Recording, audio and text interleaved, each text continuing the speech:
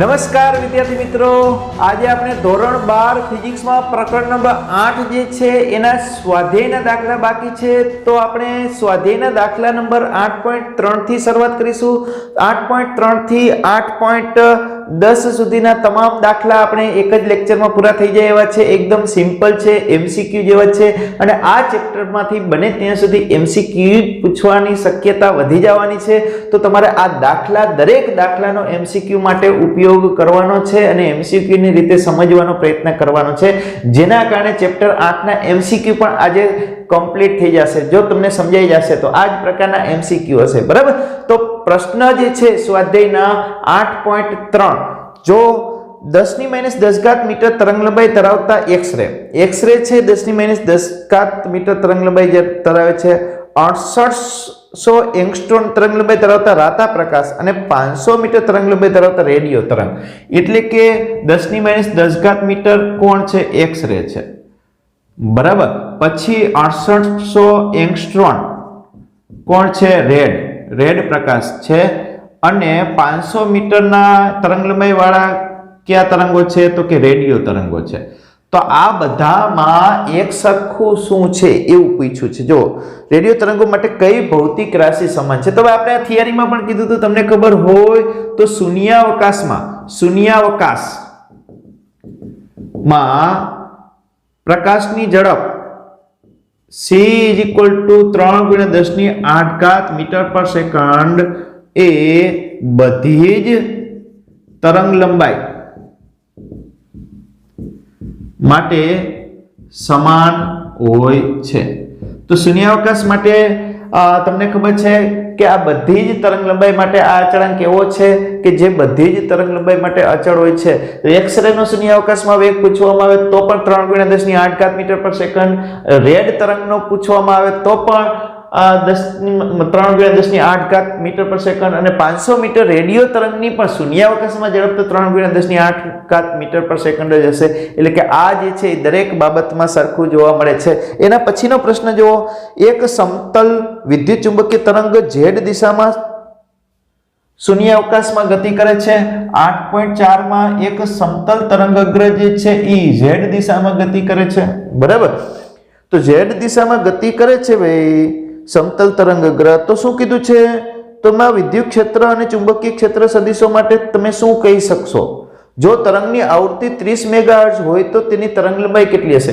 પહેલા તો વિદ્યુત ક્ષેત્ર અને ચુંબકીય ક્ષેત્ર માટે શું કહી શકશો એ કહેવાનું છે. તો વિદ્યુત ક્ષેત્ર E × B એટલે પ્રસરણની દિશા z k થાય, બરાબર. પ્રસરણની દિશા z k શું હોય? પ્રસરણની દિશા તમને ખબર છે E × B ના સદિશ ગુણાકાર. તો E જે છે એ કેટલા હોવા જોઈએ? તો કે E i હોવા જોઈએ અને B j હોવા જોઈએ, તો z k સાચું થાય. એટલે કે i × j અહીં i × j બરાબર k થાય, બરાબર. તેથી શું કહી શકાય? E ની દિશા, સદિશ E ની દિશા +x દિશામાં અને સદિશ B ના દોલન દિશા +y દિશામાં હશે. પરંતુ અડધો આવર્તકાર થાય એટલે કે અડધો આવર્તકાર પછી વળી પાછા બદલાય છે. E જે છે +x દિશામાં છે તો E -x દિશામાં આવી જશે અને B -y દિશામાં આવી જશે. હા, E તો x દિશામાં જ રહેશે, +x -x, B +y -y, +y -y એવી રીતે બદલતો જશે. E +x -x આ રીતે બદલતો જતો હોય છે. હવે શું આવૃત્તિ આપેલી છે? કેટલી આપી છે? 30 મેગાહર્ટ્ઝ. મેગા એટલે 10⁶ હર્ટ્ઝ અને તરંગલંબાઈ શોધવી છે. સિમ્પલ. c = λf, તો λ = c/f. c કેટલા છે? 3 × 10⁸ f કેટલા? 30 × 10⁶. આનું સાદુરૂપ આપશો 3 કેન્સલ એટલે 10 મીટર. તો તરંગલંબાઈ કેટલી મળે છે ભાઈ? 10 મીટર તરંગલંબાઈ મળે છે. એના પછી 8.5 જોઈએ. તો 8.5 ની અંદર જો એક રેડિયો 7.5 મેગાહર્ટ્ઝ ની ફ્રીક્વન્સી f1 = 7.5 મેગા એટલે 10⁶ હર્ટ્ઝ અને બીજી ફ્રીક્વન્સી આપી છે કેટલી 12 મેગાહર્ટ્ઝ 12 × 10⁶ હર્ટ્ઝ આપેલા છે એકદમ સિમ્પલ છે ભાઈ બરાબર તો શું કીધું છે અહીંયા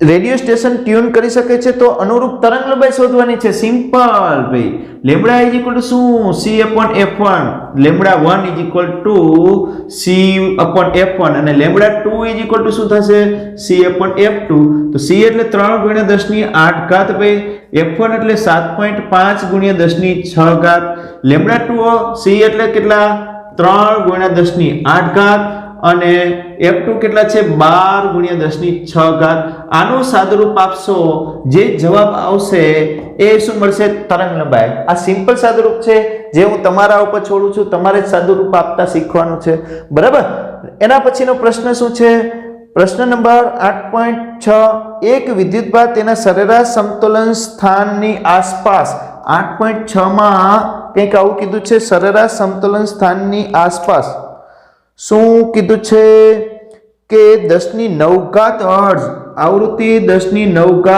હર્ટ્ઝ આવૃત્તિથી f પણ વાપરીએ છીએ ઘણી વખત અને ઘણી વખત ન્યુ પણ વાપરીએ છીએ આવૃત્તિ માટે હોય યાદ રાખજો ની આવૃત્તિથી દોલન કરે છે તો આ દોલક દ્વારા ઉત્પન્ન વિદ્યુત ચુંબકીય તરંગની આવૃત્તિ કેટલી વિદ્યુત ચુંબકીય તરંગની આવૃત્તિ કેટલી એટલે કે અહીંયા હર્ટ્ઝનો જે પ્રયોગ સમજાવ્યો તો એમાં અહીંયા વિદ્યુતભાર દોલન થાય ઉપર નીચે અહીંયા વિદ્યુતભાર દોલન થાય તો આ દોલનની આવૃત્તિ આટલી છે તો તમને ખબર છે વિદ્યુતભાર દોલન થાય તો એના કારણે શું ઉત્પન્ન થાય છે આમ વિદ્યુત ચુંબકીય તરંગ ઉત્પન્ન થાય છે તો વિદ્યુતભાર જે છે એક દોલન પૂરું કરશે તો અહીંયા એક તરંગ પસાર થશે બે દોલન કરશે તો અહીંથી બે તરંગ પસાર થશે ત્રણ દોલન થશે તો અહીંથી કેટલા તરંગ પસાર થશે ત્રણ તરંગ પસાર થશે બરાબર તો અહીંયા બંને આવૃત્તિ કેવી હશે સરખી બરાબર તો કહી શકાય કે અહીં વિદ્યુત ચુંબકીય તરંગની આવૃત્તિ પણ દોલનની આવૃત્તિ જેટલી જ હોય છે તેથી આવૃત્તિ f = 10⁹ હર્ટ્ઝ બરાબર શું લખી શકશો અહીં વિદ્યુત ચુંબકીય તરંગની આવૃત્તિ અને વિદ્યુતભારના દોલનની આવૃત્તિ સમાન હોય છે તેથી વિદ્યુત ચુંબકીય તરંગની આવૃત્તિ બરાબર 10⁹ હર્ટ્ઝ બરાબર ચાલો પ્રશ્ન 8.7 શૂન્યાવકાશમાં રહેલ હાર્મોનિક વિદ્યુત ચુંબકીય તરંગોનો ભાગ હોય તેવા વિદ્યુત ચુંબકીય ક્ષેત્રનો કંપ વિસ્તાર આપેલો છે કંપ વિસ્તાર એટલે મહત્તમ મૂલ્ય B0 = 510 નેનો ટેસ્લા કેટલો આપેલો છે 510 નેનો ટેસ્લા તો તરંગનો ભાગ હોય તેવા વિદ્યુત ક્ષેત્રનો કંપ વિસ્તાર શોધવાનો છે E0 બરાબર શોધવાના છે નેનો ટેસ્લાને આપણે ટેસ્લામાં ફેરવીએ તો 10⁻⁹ ટેસ્લા સિમ્પલ મેં તમને કીધું હતું ભાઈ આવા MCQ હશે જ આ B0 આપેલા હોય ને E0 શોધવું હોય તો આપણી પાસે સિમ્પલ સૂત્ર છે E0/B0 બરાબર C ભાઈ તો E0 બરાબર શું થાય C × B0 તો C કેટલા છે 3 × 10⁸ અને B0 કેટલા છે 510 × 10⁻⁹ તો અહીંયા શું મળશે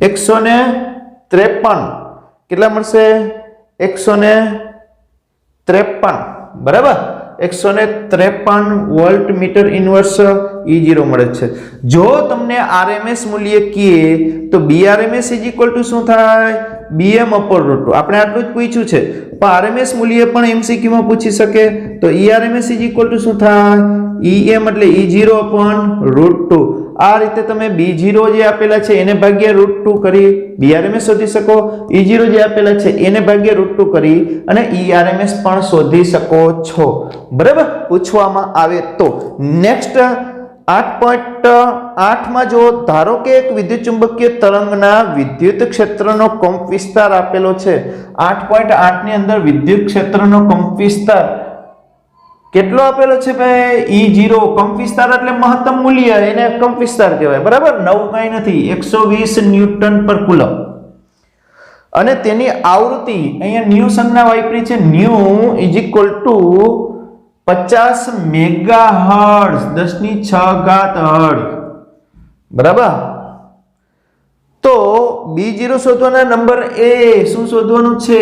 B0 શોધવાના છે. તો B0 એટલે તમને ખબર છે E0/c, બરાબર. પછી શું શોધવાનું કીધું છે? ઓમેગા એટલે 2π ન્યુ, બરાબર. આ બધું તમારા ઉપર છોડું છું. k શોધવાનો છે, k, અને લેમ્બડા શોધવાનો છે. તો પેલા લેમ્બડા મળી જાય. લેમ્બડા શેના ઉપરથી મળે? c/ન્યુ, બરાબર. c/ન્યુ અહીંયા E0 છે 120/c 3×10⁸ પ્રકાશનો વેગ. અહીંયા 2π ની કિંમત 3.14 અને ન્યુ આપણી પાસે છે 50×10⁶ એટલે ઓમેગા મળે. અને c 3×10⁸ છેદમાં ન્યુ કેટલા છે? 50×10⁶. આનું સાદુરૂપ આપશો એટલે તરંગલંબાઈ મળશે, અને તરંગલંબાઈ મળે એટલે 2π લેમ્બડા એટલે k મળે 2π ની કિંમત કેટલી? 3.14 અને અહીંયા જે લેમ્બડા મળશે એ કિંમત અહીંયા મૂકવાની એટલે તમને a મળશે, બરાબર છે. જે તમારે કરવાનું છે એકદમ સિમ્પલ છે. એના પછી જો એમાં b કીધું છે. b શું કીધું છે? E અને b માટેના સૂત્રો શોધવાના છે. E અને b માટેના સૂત્રો શોધવાના છે. સૂત્રો ધારો કે તરંગ પ્રસરણ x દિશામાં. હવે x દિશામાં તરંગ પ્રસરણ હોય તો કેટલું થાય ભાઈ? કેટલું થાય? ચાલો આનું સાદુરૂપ આપ્યું, બરાબર. એની જરૂર પડશે. તો અહીંયા તરંગ પ્રસરણ x દિશામાં હોય તો આ y ઘટક છે ey, E0 sin ωt minus kx, બરાબર. -kx x દિશામાં પ્રસરણ થાય છે. તો E0 એટલે આ 120, બરાબર. sin ઓમેગા, આ ઓમેગા નું તમે સાદુરૂપ આપશો એટલે તમને મળશે 3.14 × 10⁸ t માઈનસ k તમને મળશે 1.047x, બરાબર. તો આ રીતે તમે શોધી શકશો ey અને BZ કે શું? વિદ્યુત ક્ષેત્ર y દિશામાં, બરાબર. વિદ્યુત ક્ષેત્ર y દિશામાં, ચુંબકીય ક્ષેત્ર z દિશામાં, બેનો ગુણાકાર x દિશામાં પ્રસરણ. BZ B0 sin ωt minus kx. એમાં B0 ની જગ્યાએ તમે અહીંયા સાદુરૂપ આપ્યું, કેટલા મળ્યા? તો B0 ની કિંમત તમને મળશે 4×10⁻⁷ ટેસ્લા. અહીંયા તમે જે સાદુરૂપ આપશો એ sin ઓમેગા આપણી પાસે છે આ છે 3.14 × 10⁸ t માઈનસ 1.047x, બરાબર. તો આ રીતે તમે સરસ મજાના પ્રશ્ન જે છે એ કરી શકશો. અહીંયા આપણે 8.8 પૂરું કર્યું. ત્યારબાદ નેક્સ્ટ પ્રશ્ન જોઈએ. ચાલો, પ્રશ્ન નંબર 8.9. પુસ્તકમાં જે વિદ્યુત ચુંબકીય વર્ણપટના જુદા જુદા ભાગની જે શબ્દાવલી આપેલ છે એમાં E h ની વિકિરણનો ઉર્જા જથ્થો જે છે ફોટોન માટે, એનો ઉપયોગ કરી વિદ્યુત ચુંબકીય વર્ણપટના જુદા જુદા ભાગની ફોટોનની ઉર્જા એટલે કે પ્રકાશની ઉર્જા જે છે ઇલેક્ટ્રોન વોલ્ટ એકમમાં મેળવવાની છે. તમે જે આ જુદા જુદા ક્રમની ફોટોન ઉર્જા મેળવો છો તે કેવી રીતે વિદ્યુત ચુંબકીય વિકિરણના જુદા જુદા સ્ત્રોત સાથે એટલે કે એના ઉદ્ગમ સાથે કેવી રીતે સંબંધ ધરાવે છે એ પણ સાથે સાથે કહેતું જવાનું છે. તો સૌપ્રથમ બધા વિભાગની આપણે વાત કરવાના છીએ. તો આપણા બધા વિભાગ કયા કયા છે? તો કે એક તો રેડિયો, બરાબર. ત્યારબાદ માઇક્રોવેવ, ત્યારબાદ ઇન્ફ્રારેડ, ત્યારબાદ દ્રશ્ય વિભાગ, બરાબર. ત્યારબાદ અલ્ટ્રાવાયોલેટ, એક્સ-રે અને ગામા રે. બધા માટે આપણે વાત કરવાની છે. તો બધાની આવૃત્તિ જે છે આપણી ટેક્સ્ટ બુકમાં આપેલી છે એ આવૃત્તિનો ઉપયોગ કરતો જવાનો. અંદાજિત આવૃત્તિ જે છે એ બધાની તમે જાણો છો, બરાબર. તો જે આવૃત્તિ આપેલી છે એ આવૃત્તિનો ઉપયોગ કરતા જઈએ. તો રેડિયો તરંગ 1 મીટરની આસપાસ હોય તો એની આવૃત્તિ થશે f 3 × 10⁸ હર્ટ્ઝની આજુબાજુમાં, બરાબર. આ આપેલી છે ટેક્સ્ટ બુકમાંથી, બરાબર, અથવા આપણે અંદાજિત ખબર હોવી જોઈએ કયા ક્રમની તરંગ લંબાઈ છે. એ તરંગ લંબાઈનો વ્યસ્ત એટલે આવૃત્તિ. તો 1 મીટર તરંગ લંબાઈ છે તો f = c/λ, તો c પ્રકાશના વેગ જેટલી જ આવૃત્તિ થશે. એ રીતે પણ યાદ રાખી શકો, બરાબર. માઇક્રોવેવમાં પણ આ જ છે, બંનેના ઉદ્ગમ સરખા છે. માઇક્રોવેવમાં ઉદ્ગમ સરખા છે એટલે એનો અલગ આપણે નહીં કરીએ. ઇન્ફ્રારેડ માટે આપણે લઈએ તો એની આવૃત્તિ જે છે ઇન્ફ્રારેડ માટે અંદાજિત 10^13 હર્ટ્ઝ, બરાબર. પછી દ્રશ્ય વિભાગ માટેની અંદાજિત આવૃત્તિ આપણે નક્કી કરીએ f = 6×1014 હર્ટ્ઝ. શાના પરથી થશે? 4100 થી 7100 તરંગ લંબાઈનો વ્યસ્ત ઓલા c/λ ઉપરથી, બરાબર છે, c/λ ઉપર. ત્યારબાદ કયો વિભાગ આવે છે? અલ્ટ્રાવાયોલેટ. એના માટે f આપણે નક્કી કરીએ 10^15 હર્ટ્ઝ, જે ખરેખર આપેલું હોય છે, બરાબર. દાખલામાં આ જે છે એ આવૃત્તિ તમને આપતા હોય છે.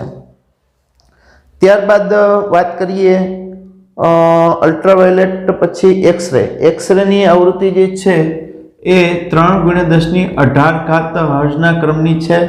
અને ગામા રે જે છે એ ગેમા રેની આવૃત્તિ જે છે એ 3×1020 હર્ટ્ઝના ક્રમની છે. આપણે જે ટેબલ આપ્યું છે એની તરંગ લંબાઈ પરથી આપણે આવૃત્તિ નક્કી કરેલી છે. હવે આપણે વાત કરીએ ઉર્જા નક્કી કરવાની છે. બધાની ઉર્જા ઇલેક્ટ્રોન વોલ્ટમાં નક્કી કરવાની છે. ઇલેક્ટ્રોન વોલ્ટમાં નક્કી કરવાની છે એટલે ભાગ્યા E તો લખવાના જ છે, કેમ કે જૂલમાં મળશે. E = hf. આપણી h ની કિંમત કેટલી છે ભાઈ? 6.625 × 10⁻34 અને f ની કિંમત કેટલી છે? 3×10⁸. અને એને ભાગ્યા E એટલે 1.6 × 10⁻19. આનું સાદુરૂપ આપશો એટલે આ ઉર્જા મળશે, બરાબર. તો રેડિયો તરંગમાં જે છે એનો ઉદ્ગમ શું છે? તો કે વીજભારના દોલનો થી વિદ્યુત વિકિરણ ઉત્પન્ન થાય, વિદ્યુત ચુંબકીય વિકિરણ ઉદ્ભવે, બરાબર. આ બંને માટે. ત્યારબાદ એ જ રીતે તમારે આના બધા માટે શોધવાનું છે. E = hf/E ઇલેક્ટ્રોન વોલ્ટમાં શોધવાનું છે. h ની કિંમત મૂકવાની 6.625 × 10⁻34 ગુણ્યા f ની કિંમત મૂકવાની 10⁻13 અને ભાગ્યા 1.6 × 10⁻19. આ બધાનો આ રીતે તમારે કેલ્ક્યુલેશન કરવાની રહેશે, બરાબર. બધામાં E = hf/E, E = hf/E. આ તમારે બધામાં આ જ સૂત્રનો ઉપયોગ કરવાનો છે. E = hf/E, બરાબર. આ તમારે જાતે કરવાની છે. આ f બધામાં આપેલા છે. આ f અને e ભાગાકાર કરશો એટલે તમને જે જવાબ આવશે ઇલેક્ટ્રોન વોલ્ટમાં આવશે. અને ઉદ્ગમ પણ તમને ખબર છે, એ ઉદ્ગમ મોટા ભાગે તમને આપેલા જ છે, બરાબર. હવે ઇન્ફ્રારેડ જે છે એ ક્યાંથી ઉત્પન્ન થાય છે એની વાત કરીએ તો પરમાણ્વીય અને આણ્વીય જે અણુઓ જે છે એ પેલા વિકિરણનું શોષણ કરે, ઉષ્માનું શોષણ કરે, પછી શું કરે છે? ઉષ્મીય વિકિરણોનું ઉત્સર્જન કરે છે, જેને ઇન્ફ્રારેડ કહીએ છીએ. દ્રશ્ય પ્રકાશ છે એ પરમાણુમાં ઇલેક્ટ્રોનની સંક્રાંતિના કારણે ઉદ્ભવે છે, બરાબર છે. પછી અલ્ટ્રાવાયોલેટ જે છે એ અલ્ટ્રાવાયોલેટ શેના કારણે ઉદ્ભવે છે? ઉત્તેજિત પરમાણુ વડે. એ પણ ઉત્તેજિત પરમાણુ વડે ઉદ્ભવે છે. જ્યારે એક્સરે તો તમને ખબર છે ઇલેક્ટ્રોન જે છે એ અંદરની કવચમાંથી બહાર આવે, કોઈ ટાર્ગેટ ઉપર ઇલેક્ટ્રોનનું પ્રતાડન કરવામાં આવે, પછી અંદરની કવચમાંથી ઇલેક્ટ્રોન જ્યારે સંક્રાંતિ થતો હોય અને જે તરંગો વિદ્યુત ચુંબકીય તરંગો બહાર આવે એને આપણે એક્સરે કહીએ છીએ. અને ગામા રે જે છે એ રેડિયો એક્ટિવ ન્યુક્લિયસ જે છે એમાંથી ઉદ્ભવે છે. તો આ બધાના ઉદ્ભવ સ્થાન તમને કીધા. તો અહીંયા એક કોષ્ટક જ પૂછી દીધું છે, બરાબર છે, કે તરંગ લંબાઈ અને ઉદ્ભવ એ કોષ્ટક પૂછી લીધું છે. આપણે જે આગળની થિયરીમાં કરાવેલ છે એ કોષ્ટક બરાબર તમારે તૈયાર કરવાનું રહેશે. નેક્સ્ટ પ્રશ્ન જોઈએ. प्रश्न नंबर 8.10 जो एक समतल विद्युत चुंबकीय तरंग विद्युत क्षेत्रना ज्यावर्ती दोलननी आवृत्ति आपेली छे 2 × 10⁻⁻⁰ हर्ट्ज बराबर અને એનો કંપ વિસ્તાર આપેલો છે 48 વોલ્ટ પર મીટર આપેલો છે તો શું શોધવાનું છે તરંગ લંબાઈ શોધવાની છે તો તમને સિમ્પલ ખબર છે તરંગ લંબાઈ લેમ્બડા c/f c 3 × 10⁸ અને f જે છે એ 2 × 10⁻10 છે આનું સાદુરૂપ આપશો એટલે તમને શું મળશે તરંગ લંબાઈ મળશે ત્યારબાદ ચુંબકીય ક્ષેત્ર શોધવું હોય તો પણ તમને ખબર છે E0 ના છેદમાં B0 E0 ના છેદમાં B0 બરાબર C તો B0 શું થશે E0 ના છેદમાં C E0 તમારી પાસે છે 48 અને C 3 × 10⁸ આનું સાદુરૂપ આપશો એટલે આપણે શું મળશે B0 મળશે બરાબર એકદમ સિમ્પલ છે અને એના પછી શું પ્રશ્ન કીધો છે દર્શાવો કે વિદ્યુત ક્ષેત્ર E ની સરેરાશ ઊર્જા ઘનતા ρe અને ચુંબકીય ક્ષેત્ર B ની સરેરાશ ઊર્જા ઘનતા ρb સરખા છે આવું સાબિત કરવાનું છે તો સિમ્પલ ગુણોત્તર લઈ લઈ બેનો ગુણોત્તર ρe છેદમાં ρb આનું સૂત્ર શું છે ભાઈ 1/2 ε0 E_RMS બરાબર અથવા ε0 E_RMS² RMS લઈએ તો મહત્તમ લઈએ તો શું આવશે 1/2 આવશે બરાબર છે તો E0 E_RMS² અને અહીંયા શું આવશે μ0 અંશમાં આવશે B_RMS² μ0 તો ε0 μ0 E_RMS upon B_RMS એનો આખો સ્ક્વેર તો અહીં તમને ખબર છે C E_RMS upon B_RMS બરાબર તો અહીંયા C મૂકી દઈએ તો ε0 μ0 c² થઈ જાય હવે તમને ખબર છે C 1/√μ0 ε0 બરાબર તો c² શું થઈ જાય c² 1/μ0 ε0 therefore ε0 μ0 છે અહીંયા μ0 ε0 મૂકીએ તો μ0 ε0 અહીંયા 1/2 મૂક્યા c ની જગ્યાએ c² ની જગ્યાએ c² ની જગ્યાએ તો μ0 ε0 cancel therefore ρe upon ρb બરાબર 1 તો ρe બરાબર શું થશે ρb બરાબર તો આ રીતે તમે આ સાબિતી કરી શકો છો એકદમ સિમ્પલ છે તો જે દાખલાઓ તમે તમારી રીતે જાતે કરી શકો એવા છે એનું સિમ્પ્લિફિકેશન સાદુરૂપ આપણે આપેલ નથી જે તમારે જાતે કરી શકશો સાદુરૂપ તમારે આપતા શીખવાનું છે બરાબર ફરી પાછા નેક્સ્ટ ટોપિક લઈને આવશું થેન્ક યુ વિદ્યાર્થી મિત્રો